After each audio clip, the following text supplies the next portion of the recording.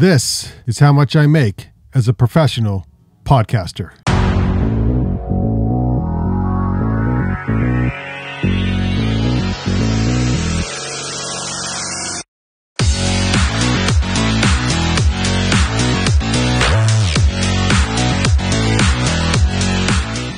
Warning, it's not a lot, but it's possible. It's possible. This is the plan on how to make a living as a podcaster. So I'll take you through the revenue we bring in currently, take you through our current expenses as a podcast business, and show how I personally plan to expand the revenue, increase the revenue, I should say, through this next year. Right now, current revenue into the business is $3,145. So where does that money come from? We have sponsors. One of them is sponsorships. We have multiple podcasts that are ours, really just basically two that are ours. There's some quasi ones, or some that we don't do anymore, but two that we're actively currently pursuing, and $750 in sponsorships comes in a month on that right now. The second form of income is production work. So we help clients produce podcasts for their nonprofit or business. We have $1,850 a month coming in from client work or production work currently. We have a grant to help produce our Van Sessions podcast. So that averages out to about $500 a month. And then we got a little subscription service on the side. It's our Buy Me a Coffee. Check it. It's in the description. Help a brother out. Okay. So we have a fat $45 coming in a month off of Buy Me a Coffee. That's our subscription service for those who just want to give us money, essentially. So that adds up to $3,145 of current revenue per month to the Banyan Collective, which is this podcast business here. All right, now that'd be great if that was my take home, because that's 12, 24, 36. I mean, that's less than $40,000 a year. That's not a whole hell of a lot of money. But quite frankly, it's about all I need to pay bills, because I have a spouse that makes a good income. A sugar mama is a financial plan, and everybody's situation is different. If you are working a job where you have a really good income, but you want to be a professional podcaster, you might have to get that podcaster income up a lot more to match, or perhaps do something like what I did, which was I put money away for a couple of years, knowing that I wanted to give this a go full time. So I put a little nest egg away, saved money so that I can peel from that nest egg each month. As I'm going to go over these numbers here, you'll see I kind of have to. So expenses for us right now. We pay rent on this studio space. It's a double wide because, that's how we roll. So this double wide is $1,200 a month. They're all arts studio spaces here. It's not an actual double wide, right? It's just two studios in a row.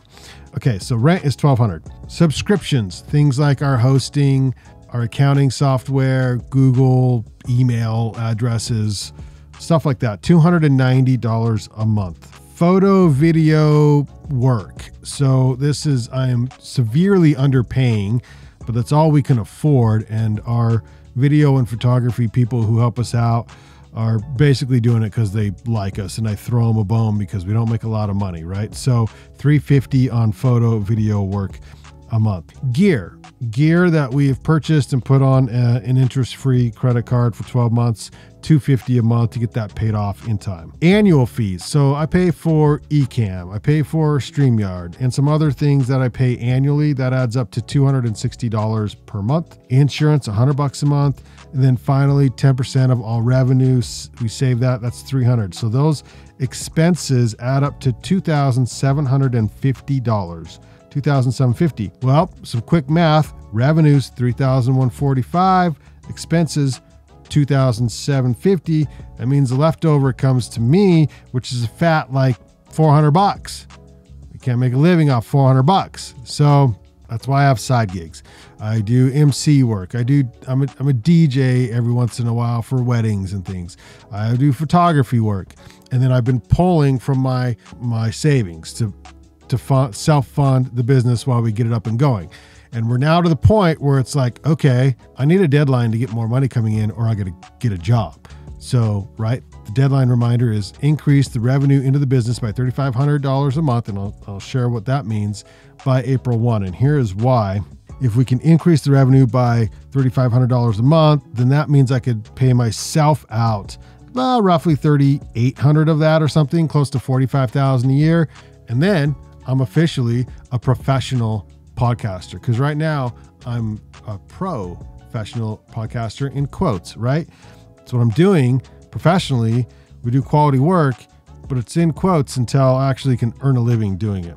All right, the goal eventually would be to make, like a stretch goal would be to push our revenue by the end of 2024 to $10,000 a month in the business, which doesn't sound like a lot. I mean, really, but this is, we're in the very early stages here.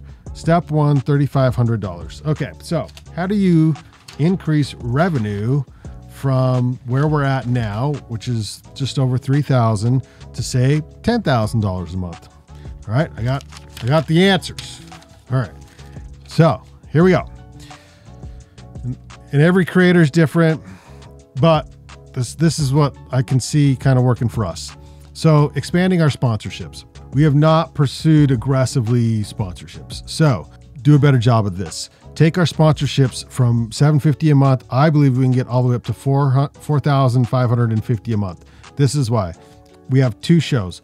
One show, Van Sessions, averages 15,000 views a month on YouTube, plus another 8,000 views a month on Instagram. And it's easy to attach a logo to that so that everybody who watches one of those over 23,000 views a month will see it. So what's your cost per mil or CPM, cost per thousand?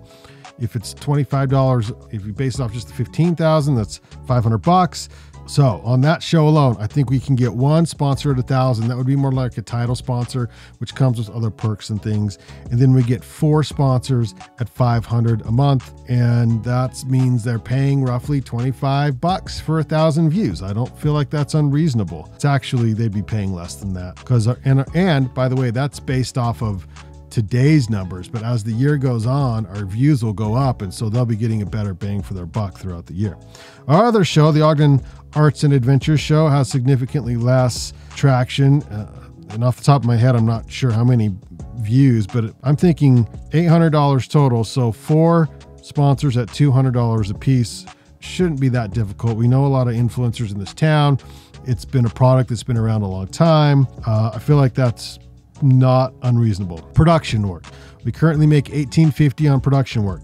If we pick up 2 new clients at $500 a month each, which is at the low end, not at the high end, $500 is like 1 podcast a month, essentially. So that takes our production from $2,850, from $1,850 up to $2,850. And then subscriptions. So we're at $45 a month on subscriptions at buymeacoffee.com. It's in the description. Check it out.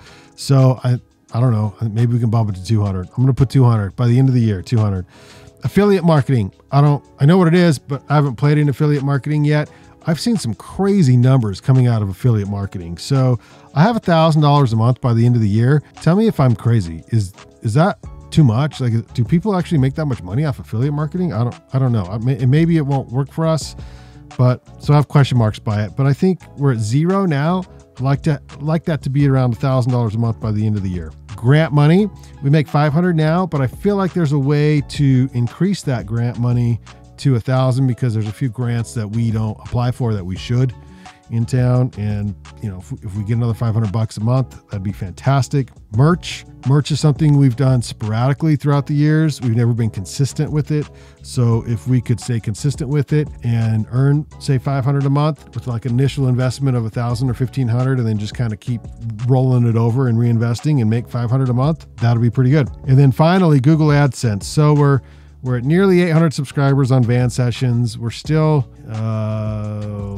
almost 1,500 watch hours away, I think. So we're a few watch hours away from 4,000. I think we can get there by the end of the year, but if we do, I don't see it bringing any more than, say, $100 a month into Banyan through AdSense, just because, I don't know.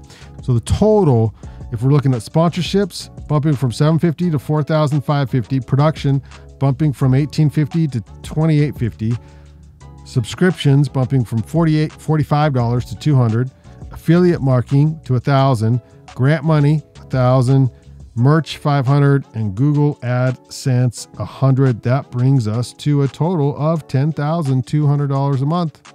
What?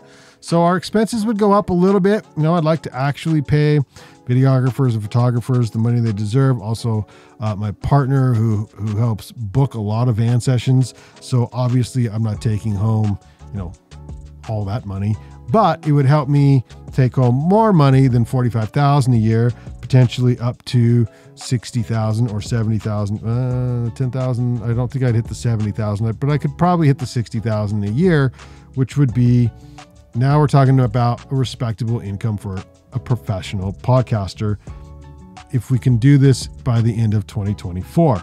I like this plan.